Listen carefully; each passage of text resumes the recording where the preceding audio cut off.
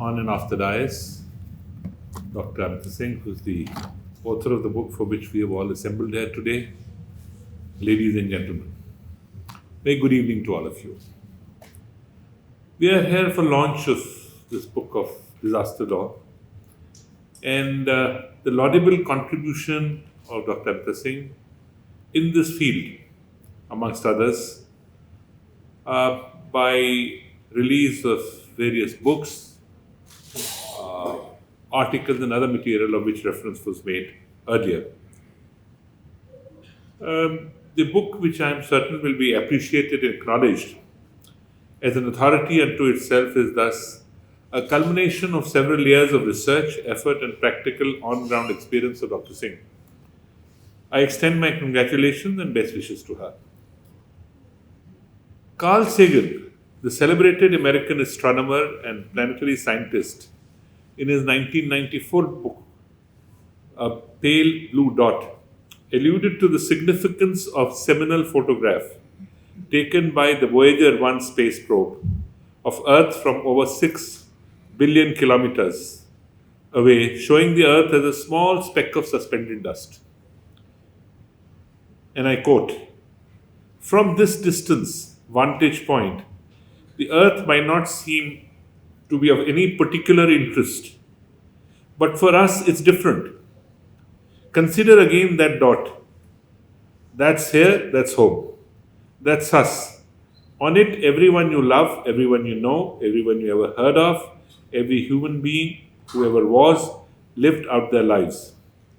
The aggregate of our joy and suffering, thousands of confident religious, ideological, and economic doctrines, every hunter and every forayer, every hero and coward, every creator and destroyer of civilization, every king and peasant, every young couple in love, every mother and father, hopeful child, inventor and explorer, every teacher of morals, every corrupt politician, every superstar, every supreme leader, every saint and sinner in the history of our species lived here on a mote of dust suspended in sunbeam. Our posturings, our imagined self-importance, the delusion that we have some privileged position in the universe are challenged by this point of pale light. Our planet is lonely speck in the great enveloping cosmic dark. In our obscurity, in all this vastness, there is no hint that help will come from elsewhere to save us from ourselves." Unquote. This equal parts luminous and foretelling observations is ever more apt today. Record temperatures, devastating wildfires, floods, epidemics, pandemics, and droughts are all distress signals which our planet is sending out in all frequencies. Dr. Singh's book captures the entire gamut of environmental issues plaguing the world today, from natural disasters to zoonotic disasters, the likes of which we have faced collectively in the recent past, with COVID-19 pandemic, to contingencies of enormous repercussions, which are largely the result of human error, such as Exxon Valdez and Deepwater Horizon spills, or the 2017 Californian wildfires, the cause of which, amongst others, was put down to failures of power lines belonging to the PNG Electric. I must say, after COVID-19, my belief and thought was that the world would learn by it. How a man can be confined to a space, how the animals rode the streets when they found space, and the irrelevance of disputes. I was proved wrong. Everything has come up with an extra vehemence post the COVID pandemic. And maybe the society has become more intolerant than ever before. We are seeing two wars continue, getting into our ears, where people thought this is a conflict for a few days. What damage they do to the environment, what damage they do to civilization, what damage they do to the loss of life to the people has been enormous and still not ending. Importantly, the book is multidimensional and acknowledges the disaster law, and as a consequence, disaster management necessarily requires an interdisciplinary approach. Dr. Singh, in his first chapter of the book, notes the cross sectional approach to the foundational principle of disaster law and management. The science, laws, ethics, and public policy play a crucial role in evolving disaster law. A fitting reference in the book is the Mashelkar Committee constituted by the Supreme Court in the MC Mehta versus Union of India, which was instrumental in introduction of CNG as a fuel in public transports in Delhi. Today, we are talking about a different mode of fuel, a different electric cars coming in, a process of evolution which continues as we learn from the past. I believe the book will be instructive for academics, administrators, and policymakers, in addition to legal professionals and jurists. In addition to covering contemporary legal and statutory positions on the disaster management and laws, it spans and devotes chapters to disaster affecting foreign trade, the framework for resilient trade and supply chain networks in the face of disasters, including reference to the UNESCO model chapter on trade in crisis situation. Disaster diplomacy, which includes an in-depth analysis of India's vaccine diplomacy and regional response during the pandemic. Intersectionality of discriminated identities during disasters, which I found to be thought-provoking.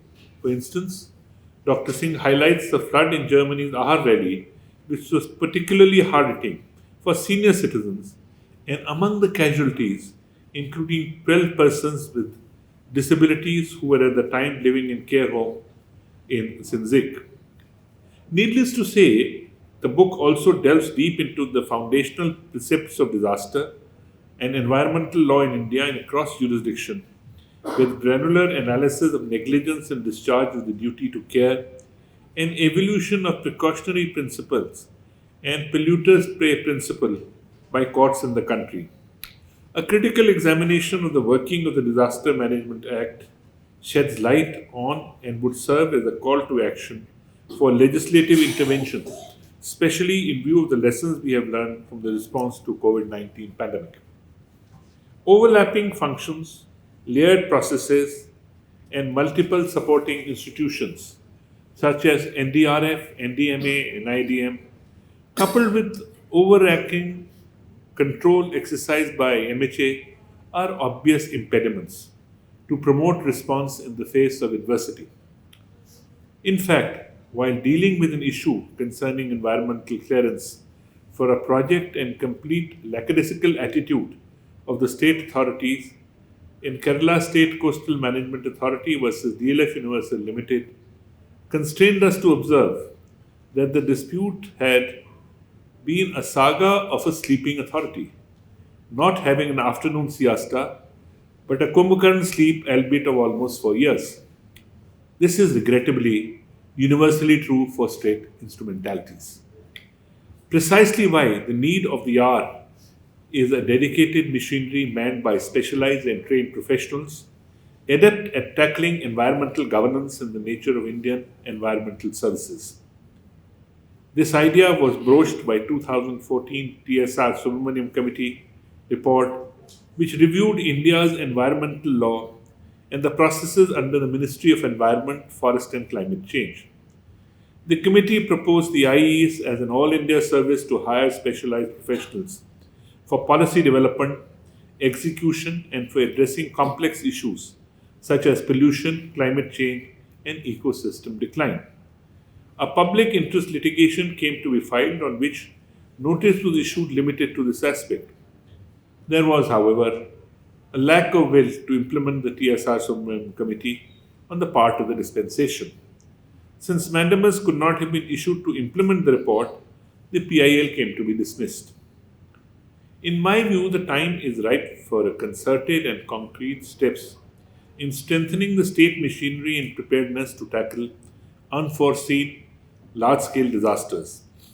Dr. Singh has underscored administrative and institutional deficits and far-reaching consequences thereof in the chapter on administrative law and disaster law, which makes a profound point. Good administrative practices which bypass roadblocks and facilitate quick responses during emergency obviate the act of God defense, which is invariably taken by authorities as an escape route for administrative failure.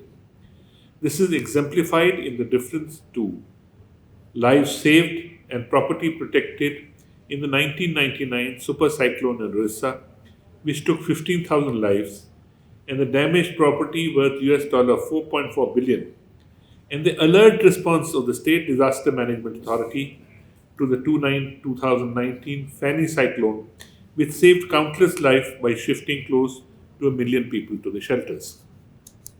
We are in some trying times. The most powerful country in the world on the political spectrum is taking a line different from what was held earlier.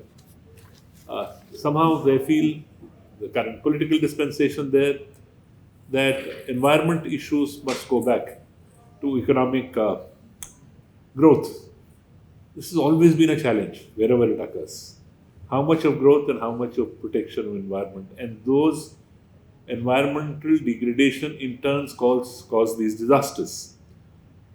I believe the world will face a more difficult time, because when the leading superpower of the world takes a different point of view, it becomes so much more challenging for the others to deal with the situation. This book is undoubtedly a labor of love and reflects a great degree of thought, research, and effort put in by Dr. Singh, including her incredible personal efforts in visiting disaster affected regions across the country and the world.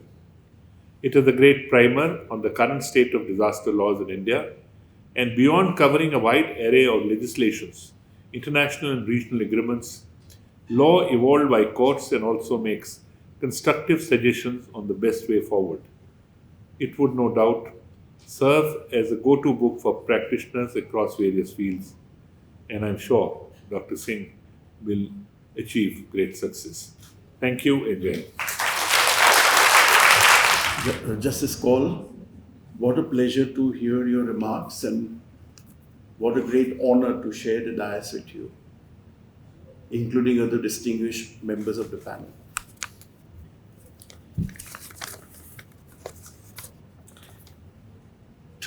August 30th, 2021, 11:55 p.m., a young American girl was arguing with the American military.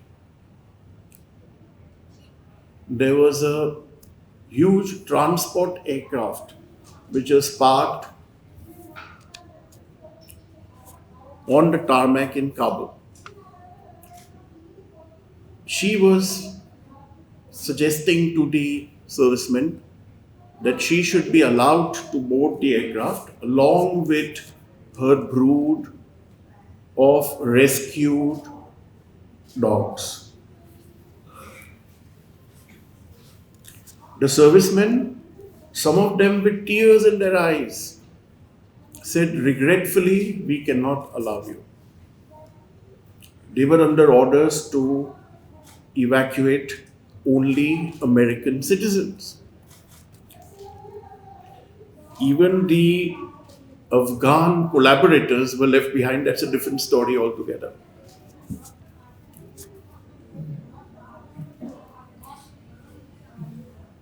What a tragedy. I shudder to think of what happened to that young, brave woman staying back in Kabul, and also the dogs. This book is a poignant reminder of this incident. It touches upon what is known now in the US as the snowball incident. Everyone remembers Hurricane Katrina.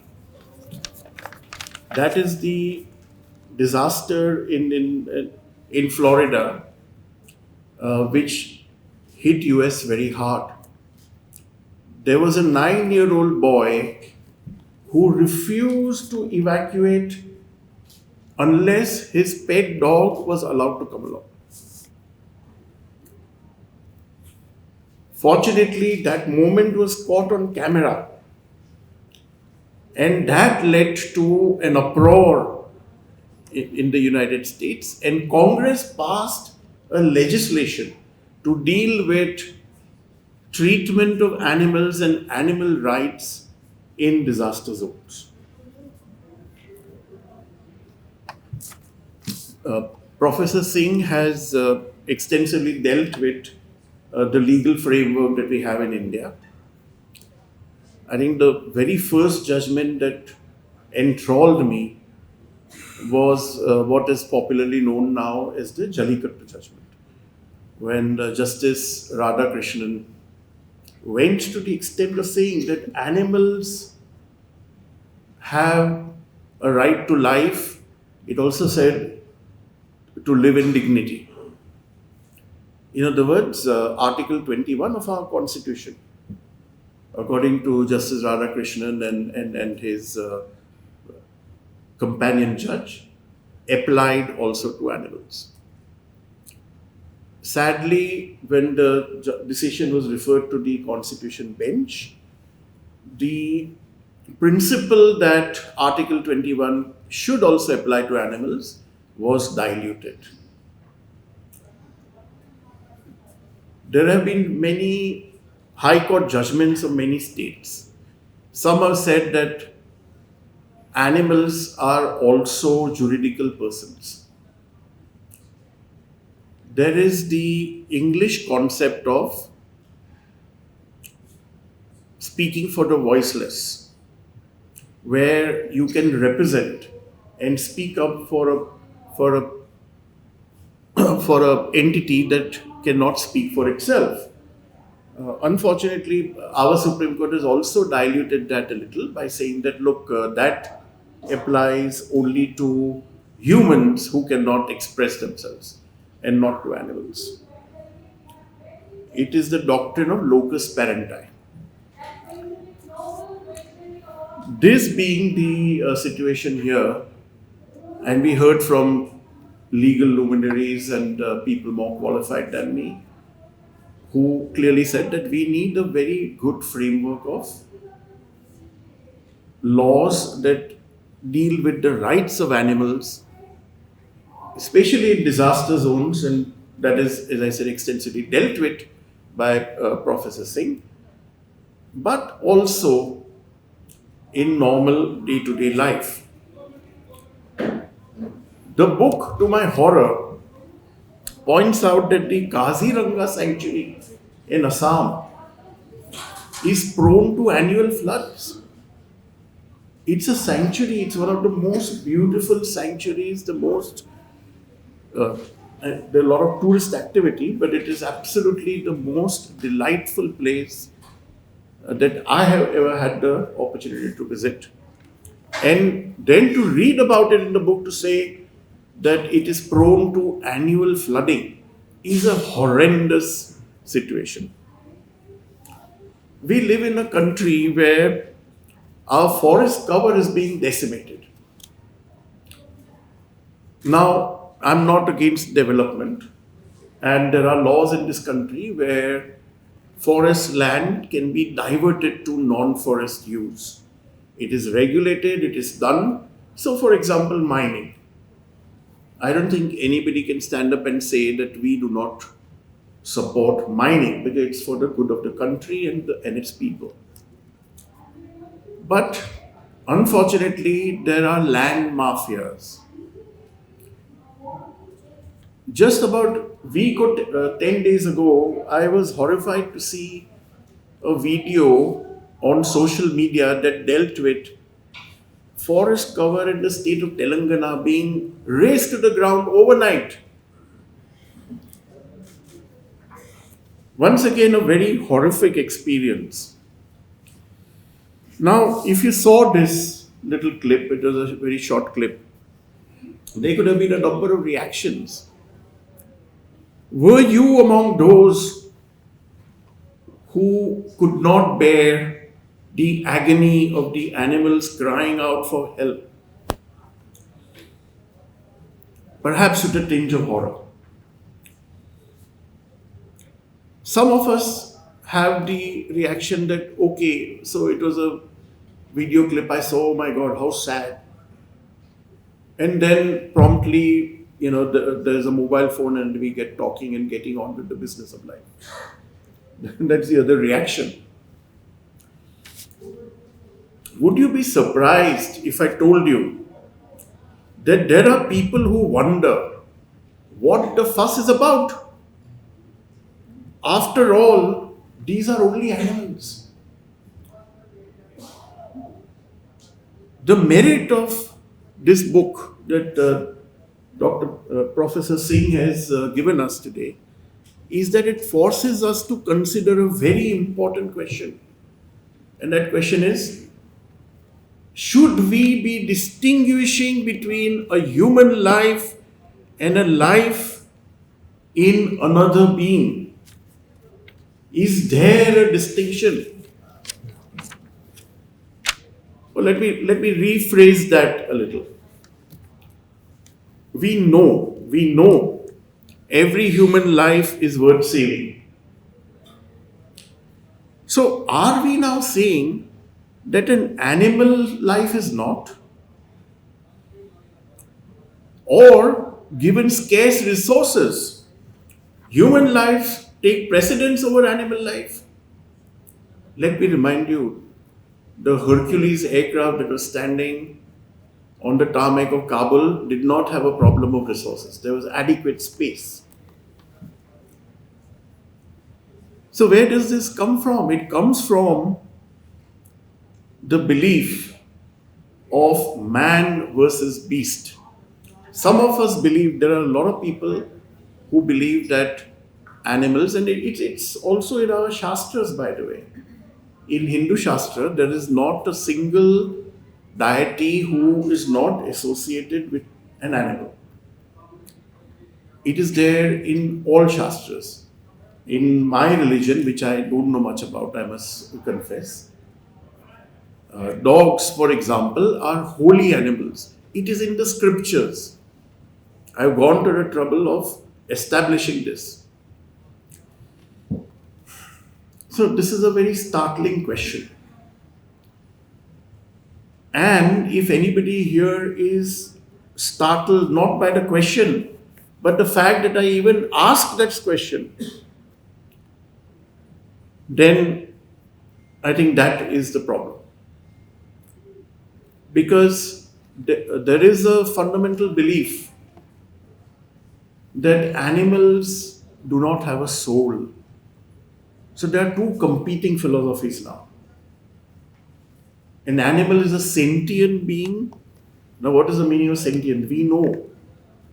Sentient being is one that has a sense of awareness, that can feel, that can communicate.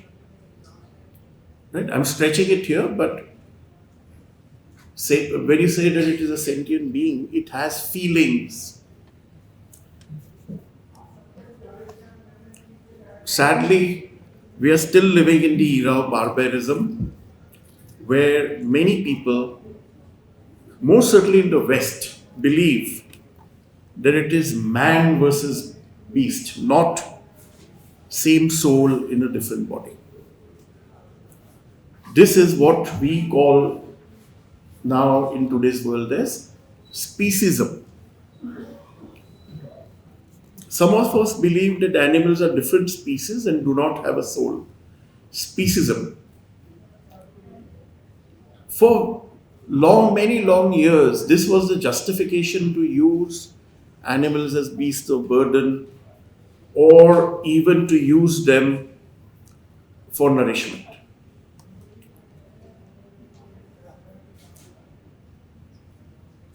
Let me say this. None of what I'm going to now touch upon makes any sense until everyone realizes the cost of treating animals as not having a soul. What is the cost? not just to the environment, it's more. Not even to people's emotions, so the emotions of people like me. But until we dwell upon the spiritual meaning of life, because if an animal is alive, that is life.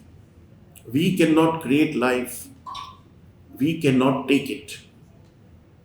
If we believe that we are a superior species, it becomes our duty. It becomes our duty to take care of animals who cannot look after themselves. So it's a very different philosophy. But until you understand what is life, you're not going to be able to make the switch. Oh, yes, I can appeal to your conscience. I can shock you by saying, what a shame that your dinner screamed for its life this morning. So, when I was getting married, the biggest issue was, I'm not going to have people come and feast on an animal that was alive just that morning. Not on my watch, definitely not at my expense.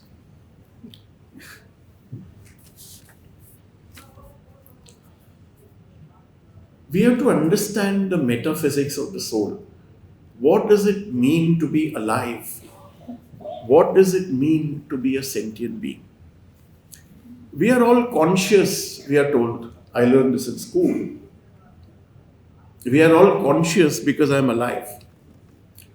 But now we have quantum theory. And I am, of course, not an expert on it. But I have read quite a lot of quantum theory and understood some, not everything. And in this quantum theory, we have what is known as string theory and the theory of entanglement. That seems to suggest that it is actually because we are conscious that we are alive. It is consciousness that creates life. Some say we live in a hologram. It does not strike us, does it? That simply because we are a superior species discovering quantum theory, we have to change our old ways of thinking, our old patterns of thinking. And I wonder why I'm here even asking this question.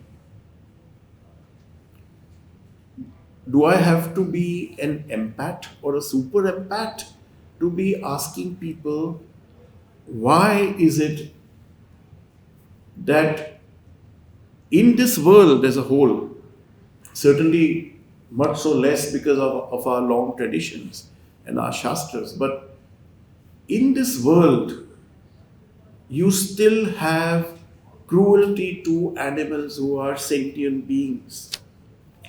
The same soul in a different body. And to understand that it is the same soul, you have to dive into metaphysics, and I don't believe I have that much time on hand. But believe me, if you were to study that, and I'll be happy to have a conversation with any of you, you will certainly appreciate that this indeed is the case. Now, by animals, I mean all animals. A lot of people know me as a benefactor of dogs. I have 24, and every time that there is a case that needs nurturing and caring, my heart breaks. There was a situation where somebody came to me and said, please take this dog, she's 6 years old, and she was picked up as a puppy, a street dog, picked up as a puppy and given a home. And now that lady who was looking after her for 6 years has just died. And she'll have to be released on the streets. Obviously, she's not going to be able to take care of herself. She won't know the next thing about scavenging for food. So I had to take her in. About 2 weeks ago, there is a lady from Chhatarpur who came and said, "Look, I have this mother and daughter. I'm taking care of them, but mother is 16 and the neighborhood is hostile. And I just want to make sure that she has a place to rest in her last days." I had to take her in. But it leaves me amazed. What are we as a society coming to? Again, I'm saying it's not just dogs. Elephants are more intelligent than dogs.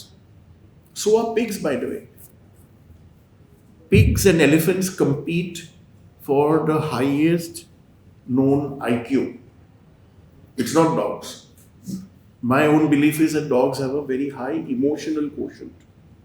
That's why we tend to like them a lot more, and they've been domesticated.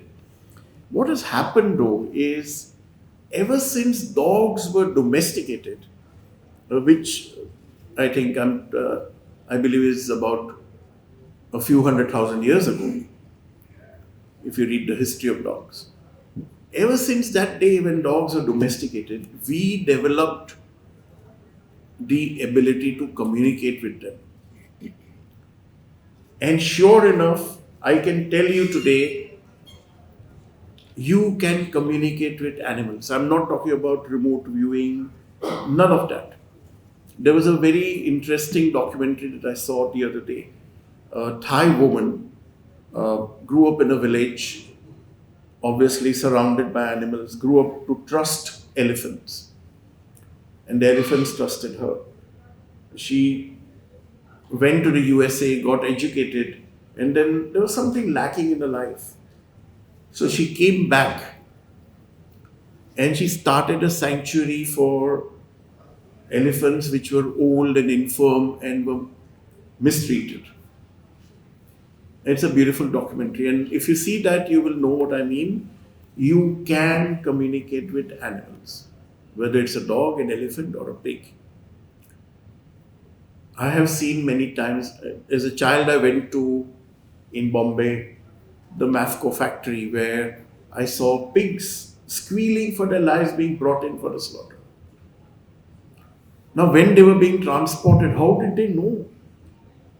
Today, there are so many videos. Today, we have the advantage of software like YouTube and social media. You can find a lot of videos where when you load cattle onto a truck on the way to the slaughterhouse, they know, they are aware already. In fact, animals have a stronger instinct than human beings. And every day in the media there is a story about cruelty to dogs. Why dogs again? Because being a city, our roads and streets have a lot of strays. Now there is a Prevention of Corruption Act that Professor Singh has covered. There is an Animal Welfare Board of India, which is a central government board, the Ministry of Animal Husbandry and Fisheries. And this AWBI has formulated several regulations and rules. One of them is what we call as the ABC rules. It stands for Animal Birth Control Rules. As per the Animal Birth Control Rules, the only way to control the dog population is sterilization. Now, this is law. I have also looked at the science on this. There are so many examples. It's recommended, by the way, by the World Bank bodies. Not that I have too much of a great opinion about the World Bank after COVID, especially, but again, for whatever it's worth, there are World Bank authorities which have said that sterilization is the only way I also have with me several papers. So the experience of other countries such as Netherlands, even some of our neighboring countries, Bhutan, they had a dog issue. There were too many dogs. And what did they do? Sterilization in a much more organized way. And that's the only way to solve that question of why are there so many dogs. See, the point is, whenever I adopted a dog out of my 24, I made sure that I would adopt a female. Because a female in her lifetime can give rise to up to 50 dogs. Each litter can have 5 or 6 or more. So, if you follow that breeding cycle, you get 50. So, if you picked up one single female from the road and got her sterilized, you actually stopped 50 offsprings. It's not a happy condition. I don't like the fact that there are dogs who suffer on the roads, who are prone to cruelty. Because there are, unfortunately, we do not understand. There are people, families which grow up hating dogs. See, it's a fact of life that today, if I like dogs, it's because my mother was a dog lover. You tend to follow the way you are brought up determines what you are today. And there are many, unfortunately, who do not like dogs. Or may I dare say, who misunderstand dogs. Why do I say this? So when I get home at night, which is sometimes 2 or 3 in the morning, there are 3 or 4 dogs who are awake. There's a special dog house made for them. But there are 2 or 3 who are awake and vigilant. And the moment I walk into the door, they will come scampering and climb on me. So what are they doing? Are they trying to maul me? See, this is a word you will find in the media. Are they trying to maul me? I don't think so. They are just expressing their affection and the fact that they are happy that I'm back home. Unfortunately, people do not understand.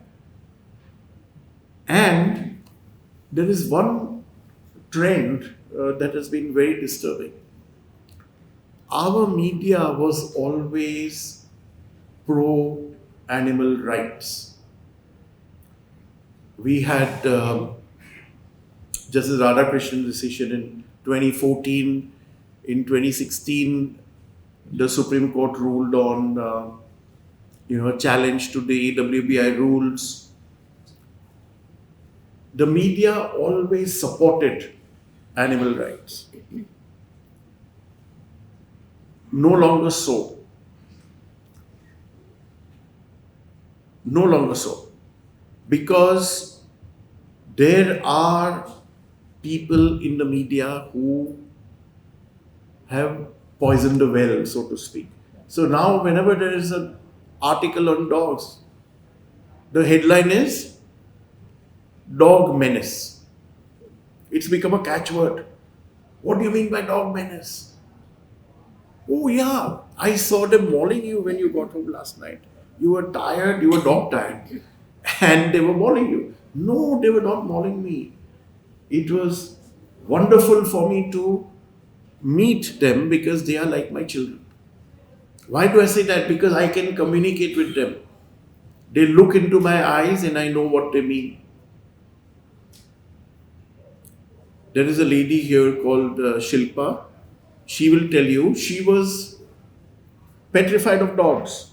But when her family got a dog, she now treats the dog like a baby. Just like my aunt back home in Bombay. She said, "Oh my God, I will never step into your home now." And the moment that the dog came, within 2 weeks, she said, "I think I'm going to look after this dog. You're too busy." So these are reactions. It's not just human emotion. There is a connect, there is a distinct connect. There is also, unfortunately, an element that influences the media, which in turn, it's a cyclical situation, because what happens is, if you hear of a story, then you will say, oh my God, I have to be careful too. Or you'll tell your child that, listen, when you go out, please be very careful of your streeties. Now that is building fear. We need to sensitize people in schools, explain to them. So I'm also reminded of the fact that Justice Kaul passed an order. So there was a lady who passed the judicial services exam, and there was some incident about a dog bite, and it turned out that it was fake. And I think Justice Kaul remedied the situation and ensured that the poor lady's career did not suffer. There are so many, there is such fake news that is going on. I'll just give you one or two more examples. So there's this university which is actually, they are benefactors for dogs. So there was a young lady staying in the hostel who died. Immediately the headlines were, mauled by a dog. Mauled by a dog. Now, unfortunately, they could not hide the gunshot wound. So it turned out that the lady's fiance, or whatever you choose to call him, got into a fit of jealousy and shot the woman. They were staying in the same hostel. But the point is that the dog is always the first. Oh, blame the dog. I have a full library of instances where this has happened. And you know what, now we have another challenge. There are these deep fakes, videos that say, oh, let's blame the dog. I think I've given you enough food for thought. Not just a few words, but a few paras. But I hope it has been thought-provoking. And I would certainly urge everyone to realize, and as I said, if at all, I have done a little bit of in-depth study on this subject. And if anybody has a question, I'm more than happy to clarify. And I know that Professor Singh is also on the same page with me on this one. Thank you very much.